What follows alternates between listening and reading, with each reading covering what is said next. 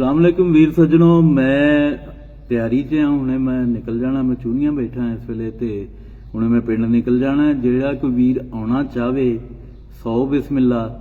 सारे जिन्ने भी वीर ने मेरे पंजाब च जिथे जिथे भी है ने, जेड़ा कोई भी आना चाहे, जिन्हों भी उनके हालात इजाजत देन ते मेरे वास्ते बड़ी मान की गल होएगी। ये एक तरीखी मूवमेंट है।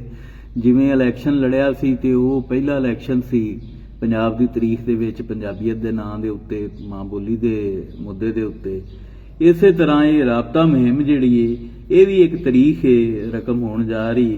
तो जेड़े जेड़े आउणगे वीर तरीखी मूवमेंट का हिस्सा बनणगे इस पंजाब मूवमेंट का और इस तरीखी मूवमेंट का जिहड़ी असीं राबता मुहिम पंजाबियां च चलाउण का एक इरादा बनाया। रब सानूं कामयाबी दे, आमीन। साडा इरादा यही सी, बड़े चिर तो मेरे देन च सलाह सी कि मैं पंजाब के पिंडां च एक जागृति की जिहड़ी लहर वो चलावां। उत्थे जाके लुकाई नूं ये दसां भी तुहाडे वास्ते ज़बान का मुद्दा किड्डा अहम है, या जिहड़ी पंजाब की वंड डकना वो किड्डा अहम मुद्दा है। तो सियासतदानां तां ये नहीं दसनी, वो तो धरती फरोश ने, उन्होंने तो वोट ही मंगने होंगे ने। पर मैं वोट नहीं मंगण जा रहा। मैं अपने पिंड वालियां नूं दसदा, मैं इलैक्शन नहीं लड़ना इस बारी। मैं सिर्फ उत्थे वोटर नूं, एक आम पंजाबी वोटर नूं, एक अनपढ़ पंजाबी वोटर नूं जिहड़ा धड़ियां दे बुनियाद ते वोट पाउंदा, मैं उहनूं सिर्फ ये दस्सण जा रहा भी तेरा मुतालबा की होना चाहिए। उन्हां दे मुतालबे दसने चाह रहा, पूरे पंजाब च दसने चाह रहा, पंजाब दे हर पिंड च, हर तहसील च, हर थां दसने चाह रहा। ते नालों नाल एक गल होर भी मैं सांझी करदा जां कि एक सलाह सी, बड़े चिर तो मेरे देन च एक चीज़ चलदी सी भी साडे पिंड दा नां है की चक 18। चक 18 की होया? ये चक की ने? चक काफ भी बेसीन 35 है जी, कैदी नंबर 35, कैदी नंबर 44, कैदी नंबर 25, कैदी नंबर 18, कैदी नंबर 17। वो जेड़े घर बार छड्ड के आए, सारा कुछ आपदे पिंड छड्ड के आए, आपदे रकबे छड्ड के आए, अपना सारा कुछ छड्ड के आए, लुटे लुटीचे इस पाकिस्तान वास्ते आए। उन्होंने तुसीं शनाख्त की दी आ कैदियां वाली, जिहड़ी गुलामी की अलामत है। वो शर्म करो, वो शर्म करो। अरबाबे इख्तियार शर्म करो। जिहड़ी 75 साल की अरबाबे इख्तियार है उन्होंने शर्म आनी चाहिए। जिहड़े बंदे अपने घर छड्ड के आए सन, जिहड़े बजुर्ग वड्डे उन्हां दे विच सन, इन्हां चक्कां दे नां उन्हां दे नां ते होने चाहिए सी। ते मैं इत्थों इब्तदा कीती आपदे नाने दे नां तो, आपदी मां दे पिंड दे नां तो, ते जिन्ने पंजाब दे चक ने सारे चक्कां दे नां उत्थे आके वसन वाले, जिहड़ा भी कोई पहला बजुर्ग आया, वड्डा घर सी, वड्डा बजुर्ग सी, उनके नां ते होना चाहिए। बेशक पटवारखाने के हवाले नाल नां रखो। तुसी लैलपुर का तरीखी नां बदल लिया, तुसी होर बड़े तरीखी नां बदल लिया। जिन्हां लोकां शहर वसाए सन उन्हां दे नां तुसी बदल लै। ते ये चक्कां दे नां नहीं बदले गुलामो, ये चक्कां दे नां बदलो। ये चक गुलामी की निशानी ने, ये कैदी नंबर ने, और तुसी समझ सकते हो। ये बिल्कुल सानू पंजाबियां नूं, जिहड़े विचारे उधरों, मेरे तो खैर दादके इत्थे ही सन, मेरे नानके उधरों आए, ते जिन्ने भी उधरों हिजरत करके आए ने और उन्होंने चक आके उन्होंने अलर्ट होए चक्कां दे, वो बिल्कुल उन्होंने दे नां बदलने चाहिए ने। उन्होंने कैदियां की तरह ट्रीट किया गया है। और बड़ी एक बरीक गल जे कोई सूझवान ने ते उन्हां वास्ते मैं करन लगा, इंटलैक्चुअल्स वास्ते, कि ये चक जिहड़े ने ये आइडेंटिटी क्राइसिस पैदा कर रहे हैं। की शै? शनाख्ती बरहान पैदा करते हैं। शनाख्त कोई नहीं, किड्डा अजीब जिहा लगता है, किड्डा मतलब अजीब जी चीज़ है जी। चक नंबर फलाना ते चक नंबर फलाना ते 35 ते 38 ते 37, ये कोई नां नहीं ने। बजुर्गों के नां ते होण, जिहड़े भी बजुर्ग होण, मेरे तां मैं समझना पंजाब का हर बजुर्ग, पंजाब की हर बरादरी का बजुर्ग मेरा अपना बजुर्ग है। पंजाब के माँ प्यो जिहड़े ने हर बरादरी दे, मेरे माँ प्यो ने। ते मैं जिन्ना को काम कर सकना, मेरा जी पता नहीं किन्नी हयाती है, किन्ना रब ने मोहलत दिती है और किन्ना कु ये सादत जिहड़ी लभी है ये रेंज जिहड़ा ख्याल रब ने ही पाया है उहदे ते काम करन वास्ते किन्ना वक्त वेला है की हालात अगे बनते ने।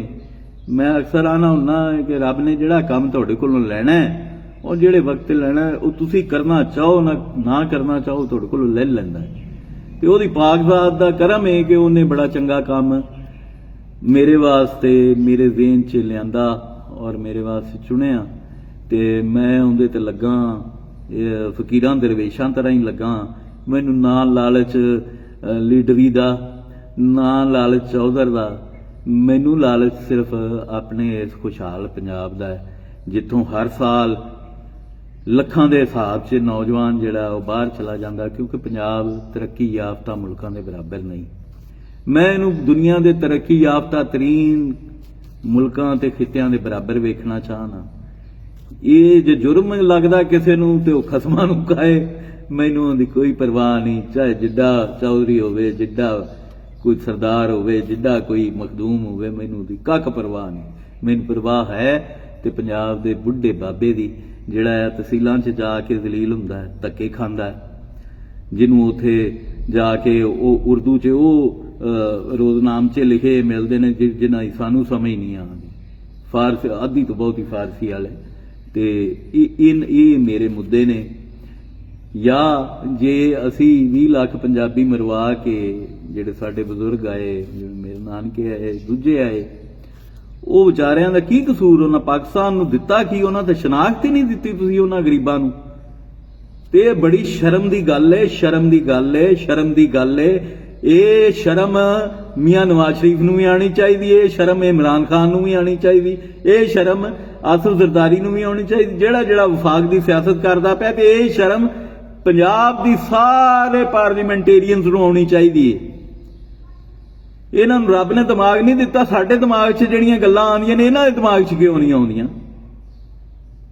ਤੇ ਵੀਰੋ ਮੈਂ ਖੈਰ ਤੁਹਾਨੂੰ ਰਾਹ ਪਿਆ ਦੱਸਦਾ ਸਾਂ, ਗੱਲ ਦੂਰ ਨਿਕਲ ਗਈ। ਰਾਹ ਇੰਜੇ ਜੇ ਕੋਈ ਵੀਰ ਆਉਣਾ ਚਾਹਵੇ, ਲਾਹੌਰੋਂ ਆਉਣਾ ਚਾਹਵੇ ਤੇ ਰਾਏਵਿੰਡ ਰੋਡ ਜਿਹੜੀ ਹੈ, ਰਾਏਵਿੰਡ ਛਾਂਗਾ ਮਾਂਗਾ ਰੋਡ, ਉਹਦੇ ਤੇ ਚੜ ਜਾਏ ਤੇ ਛਾਂਗੇ ਮਾਂਗੇ ਤੋਂ ਪਹਿਲੇ ਤੇ ਕੋਟਰਾਦਾ ਕਿਸ਼ਨ ਤੋਂ ਬਾਅਦ ਇੱਕ ਸਟਾਪ ਆਉਂਦਾ ਪੋਏ ਅਸਲ, ਉਦੋਂ ਤੁਸੀਂ ਖੱਬੇ ਮੁੜਨਾ ਹੈ। ਅੱਗੋਂ 1.5-2 ਕਿਲੋਮੀਟਰ ਤੇ ਚੱਕ ਨੰਬਰ 18 ਹੈ।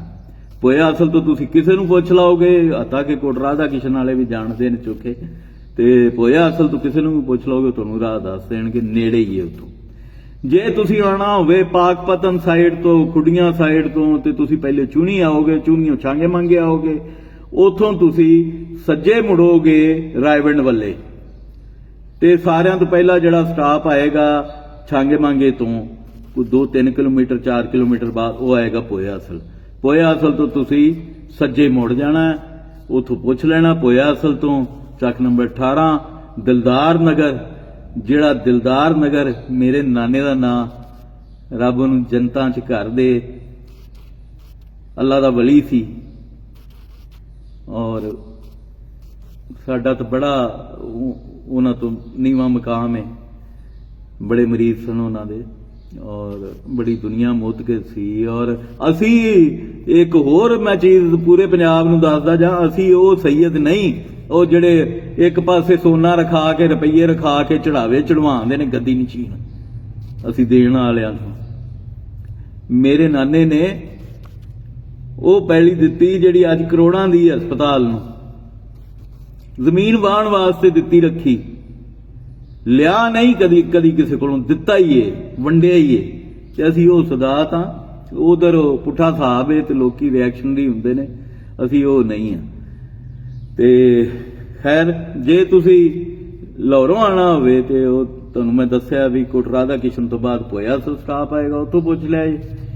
ਇਸੇ ਤਰ੍ਹਾਂ ਜੇ ਤੁਸੀਂ ਮੁਲਤਾਨ ਤੋਂ ਆਉਣਾ ਹੋਵੇ ਜਾਂ ਮੁਲਤਾਨ ਰੋਡ ਤੋਂ ਆਉਣਾ ਹੋਵੇ, ਮਤਲਬ ਠੋਕਰ ਨਿਆਜ਼ ਬੇਗ ਤੋਂ ਤੁਸੀਂ ਜੇ ਟੁਰੋਗੇ ਨਾ ਮੁਲਤਾਨ ਰੋਡ ਤੇ ਫੂਲ ਨਗਰ, ਜਿੰਦਾ ਨਾਮ ਬਦਲਿਆ ਗਿਆ ਇਸੇ ਤਰ੍ਹਾਂ ਹੀ ਰਾਣਾ ਫੂਲ ਖਾਨ ਸਾਹਿਬ ਦੇ ਨਾਮ ਤੇ, ਔਰ ਜਾਇਜ਼ ਬਦਲਿਆ ਗਿਆ। ਹਾਲਾਂਕਿ ਮੈਂ ਸਮਝਣਾ ਕਿ ਜਿਨ੍ਹਾਂ ਸ਼ਹਿਰਾਂ ਤੇ ਜਿਨ੍ਹਾਂ ਪਿੰਡਾਂ ਦੇ ਨਾਂ ਤਾਰੀਖੀ ਤੌਰ ਤੇ ਮੌਜੂਦ ਸਨ, ਉਹਨਾਂ ਦੇ ਨਾਂ ਬਦਲਣ ਦਾ ਹੱਕ ਨਹੀਂ ਬਣਦਾ।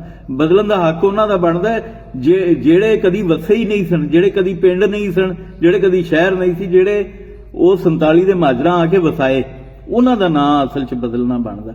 ਤੇ ਖੈਰ ਉਹ ਜੇ ਤੁਸੀਂ ਆਂਦੇ ਹੋ ਇਧਰੋਂ ਆਂਦੇ ਹੋ ਠੋਕਰ ਨਿਆਜ਼ ਬੇਗ ਤੋਂ ਮੁਲਤਾਨ ਵੱਲ ਨੂੰ ਆਂਦੇ ਹੋ ਇਹਦੇ ਤੇ ਮੁਲਤਾਨ ਰੋਡ ਤੇ ਫੂਲ ਨਗਰ ਤੋਂ ਬਾਅਦ ਥਾਂ ਆਂਦੀ ਹੈ ਜੰਬਰ।